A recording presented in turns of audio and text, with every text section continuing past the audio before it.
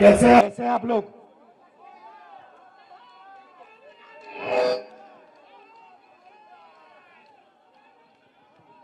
एक साल पहले हमने कन्याकुमारी से कश्मीर तक भारत जोड़ो यात्रा की थी। 4000 किलोमीटर हम चले। हजारों लोग, लाखों लोग एक साथ मिलकर भारत जोड़ने के लिए समुंदर से हिमालय की बर्फ तक चले।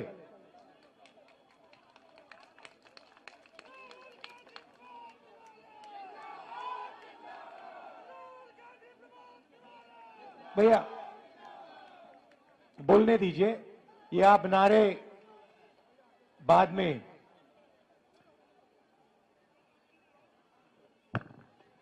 देश में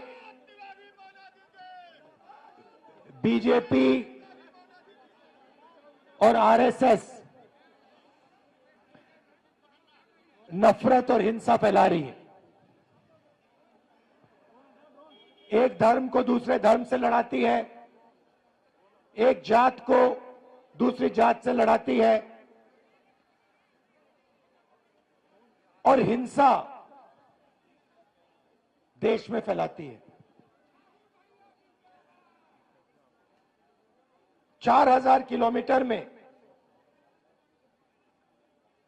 मैंने हजारों युवाओं से, किसानों से, छोटे व्यापारियों से बात की। 7 घंटे हम चलते थे। 15 मिनट शाम को ऐसा भाषण होता था और लोगों ने मुझे सिर्फ 2-3 बात बोली। सबसे पहले, हर प्रदेश में बेरोजगारी, बेरोजगारी, बेरोजगारी, बेरोजगारी, जहां भी आप देखो बेरोजगारी दिखेगी। युवाओं से बात करो, कहते हैं राहुल जी 5-6 लाख रुपए, 10 लाख रुपए हमने प्राइवेट यूनिवर्सिटी और कॉलेजेस को दिया है। हमने सोचा था, ये झंडा हटाइए, हमने सोचा था कि ये जो हमने 5-6 लाख रुपए प्राइवेट कॉलेज और यूनिवर्सिटी में डाला, इससे हमें डिग्री मिलेगी और डिग्री से हमें रोजगार मिलेगा। हमने रोजगार पाने के लिए ये शिक्षा ली है। ये कॉलेज की degree, medical degree, legal degree, ये हमने ऐसे नहीं ली, हमने ये रोजगार पाने के लिए ली है। और 5-6 लाख, 10 लाख खर्च करने के बाद हमें पता लगता है कि प्राइवेट कॉलेज और यूनिवर्सिटी वालों ने हमारा पैसा ले लिया, एक कागज हमें पकड़ा दिया और हिंदुस्तान में उस कागज का कोई मतलब ही नहीं है, क्योंकि उस कागज से हमें रोजगार तो नहीं मिलता। दूसरों ने कहा राहुल जी हम पढ़ते हैं और फिर एग्जाम के दिन पेपर लीक हो जाते हैं और युवाओं के मोबाइल फोन पे हमें दिखते हैं, मोबाइल पे हमें दिखते हैं। मतलब हमने 6-7 लाख रुपए डाले, हमने मेहनत की और किसी चोर ने पेपर चुरा के 100% मार्क ले लिए।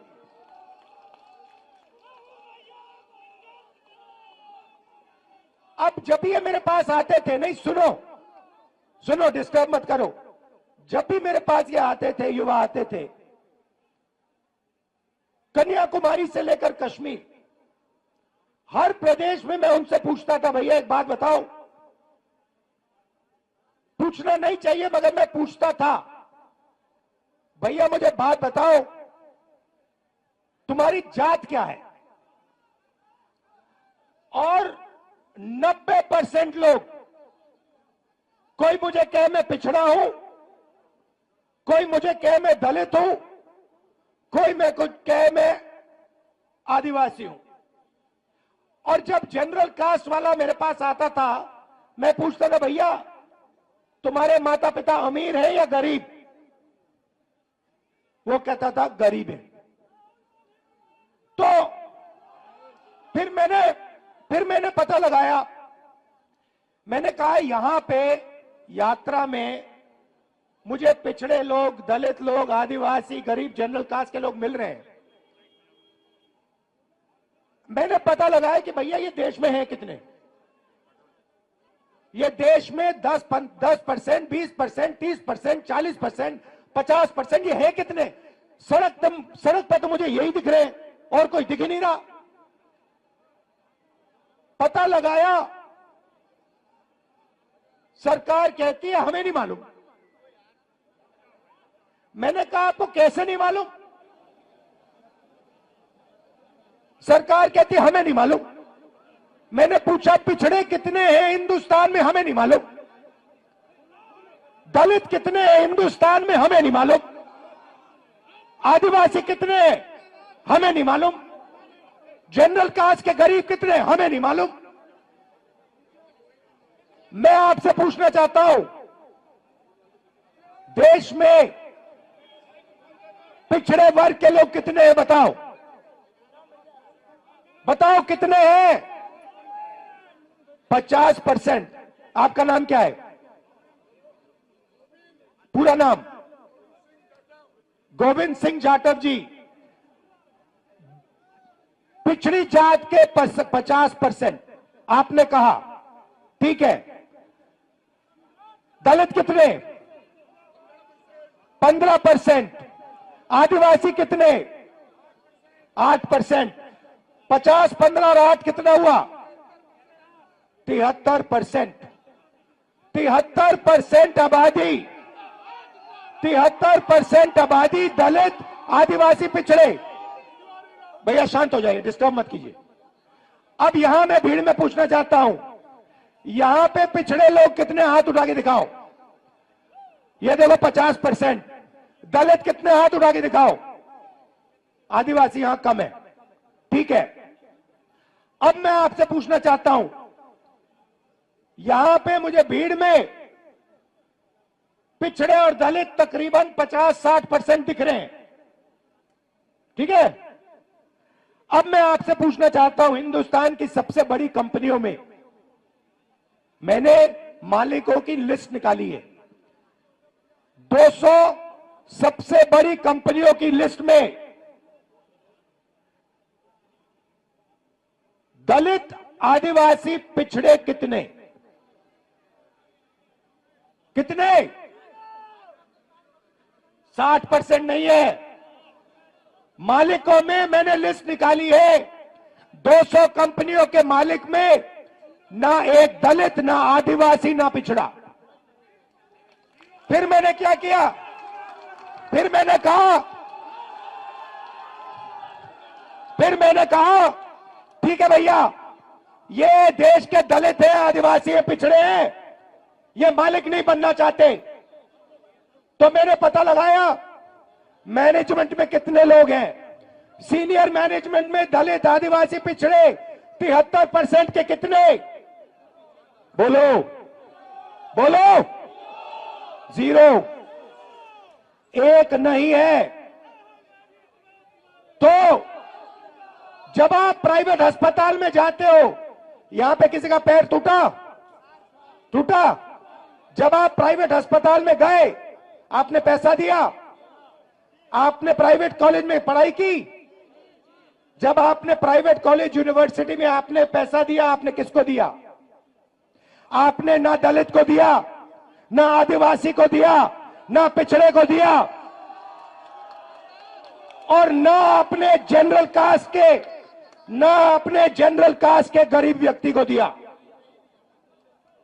मतलब आपकी जेब में से पैसा निकल रहा है और 2-3% लोगों के जेब में जा रहा है।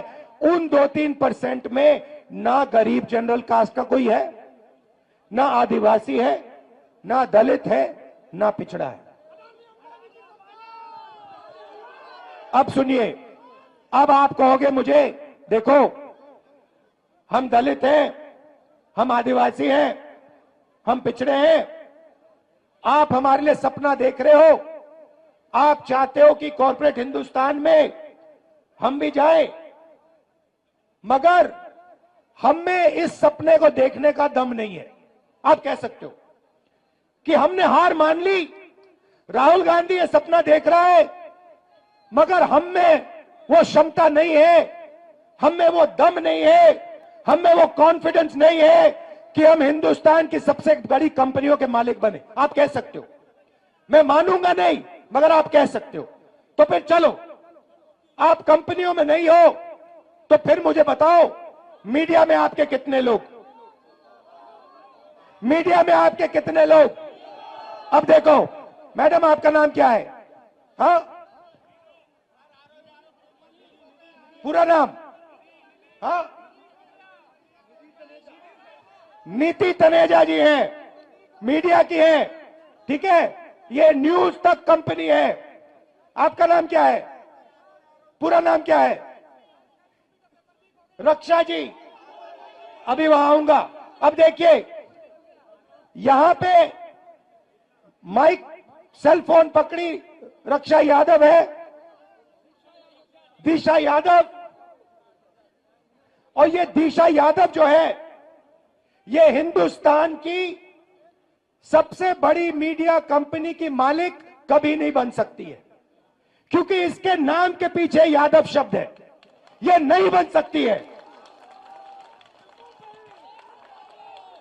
ये कितना भी पसीना दे दे अपना, कितना भी खून दे दे अपना, ये पिछड़े वर्ग की है, ये हिंदुस्तान की मीडिया कंपनी की मालिक नहीं बन सकती है। ऐसे ही ये लड़की, ये दिन भर कैमरा लिए घूमेगी, 24 घंटा कैमरा लिए घूमेगी, मगर जो इसके मालिक इसे कहेंगे वो इसको दिखाना पड़ेगा। जो ये दिखाना चाहती है वो नहीं दिखाया जाएगा। क्यों? क्योंकि ये पिछड़े वर्ग की है। मीडिया में आपका कोई मालिक नहीं, सीनियर मैनेजमेंट में, बड़े पत्रकारों में आपका एक आदमी नहीं। अब मैं कहता हूं ठीक है, पिछड़े लोग के, दलित आदिवासी लोग मीडिया में भी नहीं जाना चाहते। चलो मीडिया छोड़ो, प्राइवेट अस्पताल छोड़ो, प्राइवेट यूनिवर्सिटी कॉलेज छोड़ो, मुझे हाई कोर्ट का बता दो। हाई कोर्ट में दलित आदिवासी पिछड़े कितने हैं बताओ? चुप हो गए, दम नहीं है आप में, आप सोए हुए हो। 650 हाई कोर्ट के जज हैं, 73% आप लोगों की आबादी है, 100 जज 73% के पास, और वो भी छोटे छोटे। चलो आप मुझे कहोगे हिंदुस्तान में 73% को ना कॉर्पोरेट हिंदुस्तान में जगह चाहिए, ना मीडिया में जगह चाहिए, ना कोर्ट्स में जगह चाहिए, तो फिर मैं आपसे कहता हूं ठीक है, बताओ हिंदुस्तान के ब्यूरोक्रेट्स में आपके कितने लोग? 90 लोग हिंदुस्तान की सरकार को चलाते हैं। ये नरेंद्र मोदी को वहां पे बैठा रखा है, ये हिंदुस्तान नहीं चलाता। नरेंद्र मोदी के पास 90 लोग बैठे हैं, समझे? बजट बढ़ता है तो ये 90 लोग डिसाइड करते हैं कहां पैसा जाएगा। आपके प्रधानमंत्री को इन चीजों के बारे में समझ नहीं है, उनको नहीं मालूम कि बजट कैसे बनता है, पैसा कहां कैसे जाता है। उनको भाषण देना जानते, वो भाषण देना जानते हैं, वो नफरत फैलाना जानते हैं, भाषण देना चाहते हैं, इसलिए उनको वहां बैठाया गया है। बैठाया किसने? अदानी ने, अंबानी ने, इन लोगों ने, ठीक है। अब सुनिए, 90 लोगों में से आपके बजट का एक एक रुपया ये 90 लोग बांटते हैं। डिफेंस में कितना जाएगा? अग्निवीर योजना होगी या नहीं होगी?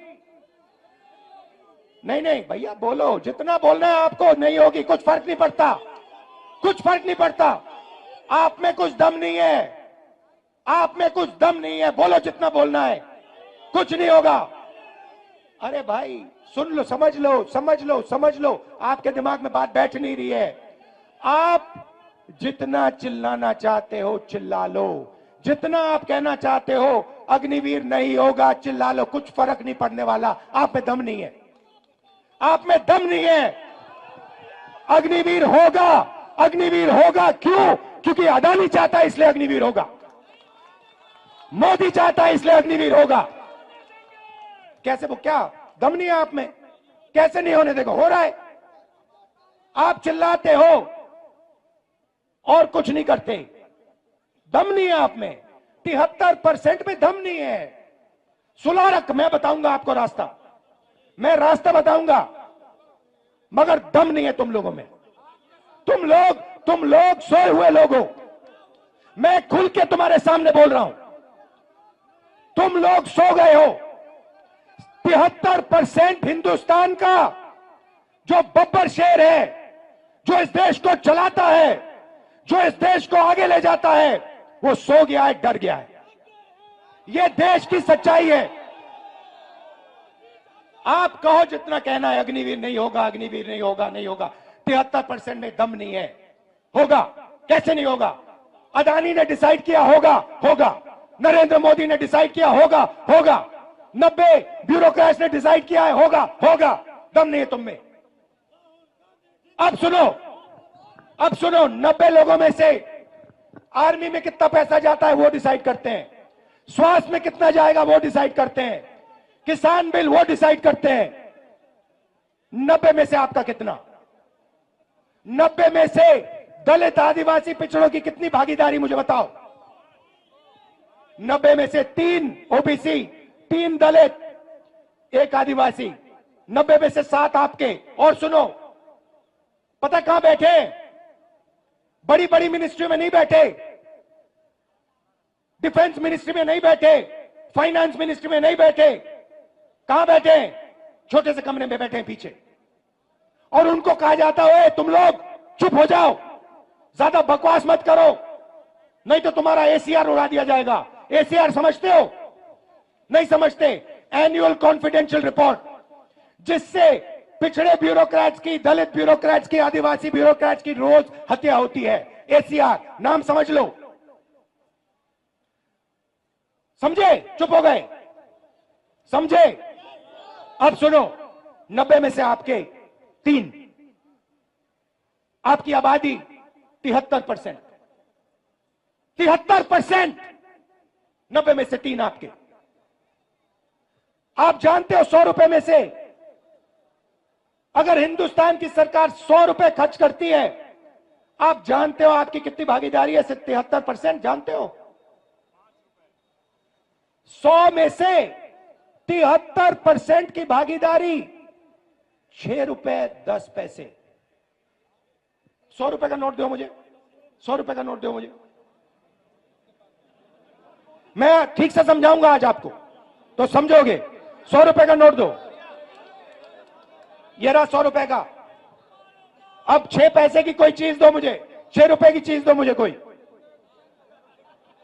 6 रुपए निकालो जेब से। ये लो, ये लो 6 रुपए, ये लो, ये लो, ये लो, ये देखो, ये बजट में से 100 रुपए गए ना।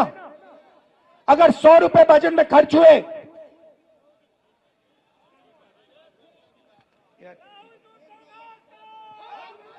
ये है आपका। ये लो, देखो, अच्छी तरह देखो, अच्छी तरह देखो इसको। ये है तुम्हारी भागीदारी। ये कम है, इसको तुम्हें उठा के फेंक देना चाहिए।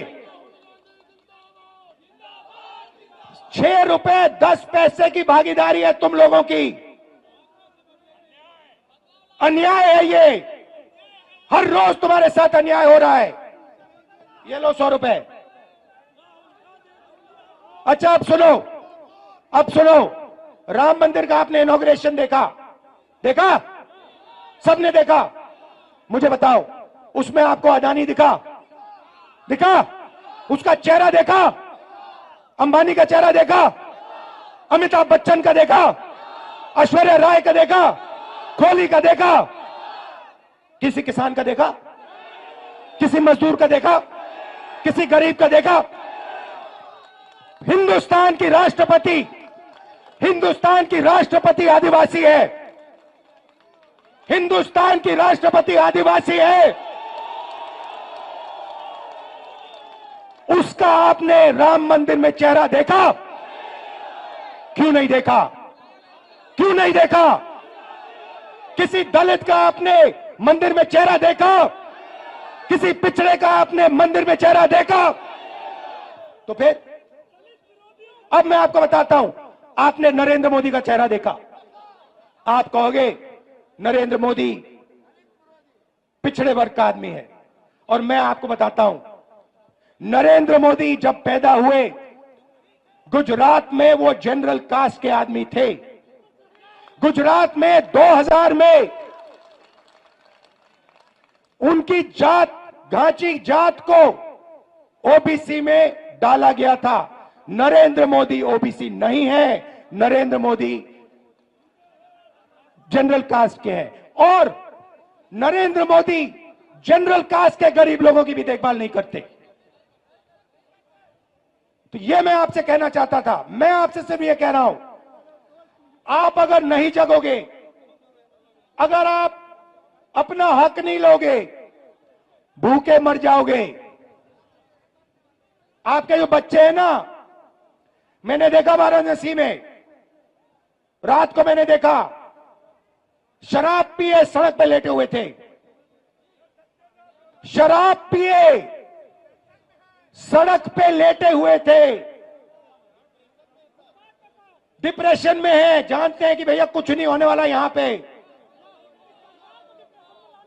अब सुनो, अब बात समझो। रास्ता आपने मुझसे पूछा, मैं आपको बताता हूं। सबसे पहले एक ही सवाल आपको अपने आप से पूछना है, ठीक है? सवाल क्या है बताओ? मुझे आज, जब आप सुबह उठोगे, चाहे आप किसान हो, मजदूर हो, बेरोजगार हो, आपको अपने आप से एक सवाल पूछना है, और इस बात को आप गहरी तरीके से समझिए, गहराई से समझिए। आपको सुबह उठ के कहना है, ये जो सोने की चिड़िया है, जिसको हम भारत माता कहते हैं, पूरी दुनिया में इसको सोने की चिड़िया कहा जाता है, इस सोने की चिड़िया में से मुझे आज कितना सोना मिला? बस यही सवाल है। आप सुबह उठो, आप किसान हो, आप कहो कि मैंने भारत माता के लिए आज अपना खून पसीना दिया, मेरी माता ने आज मुझे कितना पैसा दिया? यही सवाल है, और कोई सवाल नहीं। अब बताइए, अब समझाता हूं आपको। सबसे पहला काम गिनती का काम है। सबसे पहले देश को बताना है दलित, पिछड़े, आदिवासी इस देश में कितने हैं। उसका तरीका जाति जनगणना है। अब उसके बाद मैं आपको रास्ता बता रहा हूं। मैं क्रांतिकारी बात कर रहा हूं इस स्टेज पे। यह आपको हिंदुस्तान के टेलीविजन पे नहीं दिखेगी, क्योंकि टेलीविजन अडानी का है। पहला कदम होगा जाति जनगणना। उसमें जनरल कास्ट के कितने गरीब हैं, बैकवर्ड कितने हैं, दलित कितने हैं, आदिवासी कितने हैं। उसके बाद जाति जनगणना के साथ इकोनॉमिक, आर्थिक सर्वे। उसके बाद पता लगेगा कि पिछड़ों के पास इस देश का इतना धन है, गरीब जनरल कास्ट के पास इस देश का इतना धन है। अमीर जनरल कास्ट के पास, अरबपतियों के पास इतना धन है, पिछड़ों के पास, दलितों के पास, आदिवासियों के पास इतना धन है, और जिस दिन वो ऐसे ऊपर लिख दिया जाएगा उस दिन सारे के सारे बब्बर शेर जग जाएंगे। ये रास्ता है। अब जब मैंने जाति जनगणना की बात की, गिनती की बात की, नरेंद्र मोदी जी स्टेज पे जाते हैं, भाषण देते हैं, ऐसे कहते हैं, भाइयों और बहनों, भाइयों और बहनों, देश में सिर्फ दो जात हैं, एक गरीब है और एक अमीर है। देश में जात नहीं है। अरे भाई, अगर जात नहीं है तो तुम ओबीसी कैसे बन गए? जब जाति जनगणना का समय आया तो नरेंद्र मोदी ओबीसी शब्द को भूल गए। जब पैसे का सवाल आया तो नरेंद्र मोदी ओबीसी शब्द भूल गए, पिछड़ा शब्द भूल गए, कहते हैं दो ही जात है। नोटबंदी की, ये जो सब दुकानदार इनको बर्बाद कर दिया, किसानों को मार दिया, तब ओबीसी थे। जीएसटी लाए, पिछड़ों को मार दिया, तब ओबीसी थे। 14 लाख करोड़ रुपए उन्होंने अदानी जैसे लोगों का कर्जा माफ किया, तब ओबीसी थे। मैंने जाति जनगणना की बात की, सोने की चिड़िया की बात की, धन को बांटने की बात की, तो सिर्फ दो जात है, नरेंद्र मोदी ओबीसी नहीं है। आप ही बात समझिए। और मैं आपको बता रहा हूं, ये मीडिया वाले कुछ भी कर ले, कोई भी कुछ कर ले, इस तूफान को नहीं रोका जा सकता। ये आज नहीं तो कल 73% जग जाएगा। वो आस्ते आस्ते जगेगा। जब वो जगेगा, जब उसको सच्ची चोरी समझ आएगी, तब इस देश में क्रांति शुरू हो जाएगी, तूफान आ जाएगा। आखिरी बात आपसे कहना चाहता हूं। आपका नाम क्या है? हाँ, ऋषभ। क्या ऋषभ सिंह? ऊपर आओ।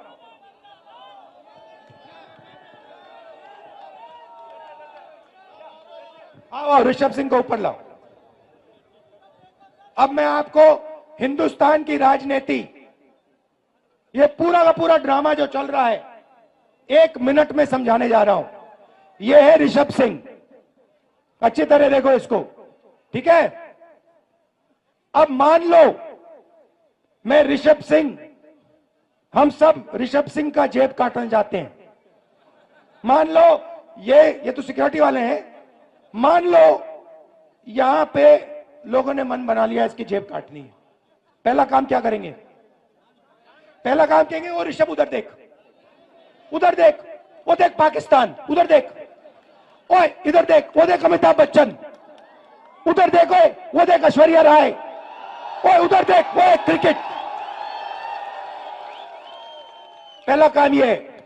फिर ऋषभ सिंह उधर देखेगा, उधर देखो, ये पीछे से बंदा आएगा, जेब काट लेगा, ठीक है? इसका नाम अदानी। वो जो ये कर रहा है उसका नाम मोदी।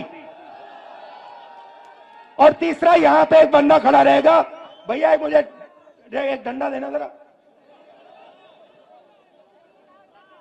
हाँ ये दो, डंडा दो। और तीसरा यहां पे एक पीछे होगा, एक पीछे होगा वो अदानी, एक मोदी कहेगा इधर उधर देखो।